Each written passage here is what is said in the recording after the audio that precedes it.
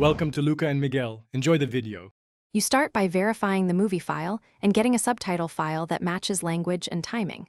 Once you have the SRT or AS, make sure the file name or metadata aligns with the movie to allow auto-load. This saves time. Install VLC or MPV to test soft subtitles, and install EJSub if you plan to adjust timing or style. Do this now so you can proceed directly to syncing and embedding without interruptions. Next, you load the subtitle into EJSub to correct timing and frame rate mismatches.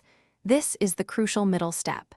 Use the audio waveform to align subtitle start and end points precisely, and shift lines by milliseconds when dialogue drifts. Adjust line length, reading speed, and styles to avoid overlap. Once done, save using UTF-8 encoding. Then test the subtitle in VLC or MPV to ensure it displays correctly before you proceed to hardcode or package it with the movie. Finally, you decide whether to hardcode or mux subtitles. Use FFmpeg to burn them into the video if compatibility matters, or MKV tool Nix to add a selectable subtitle track if you want choice. Once the file is produced, play the entire movie to verify timing, font rendering, and encoding.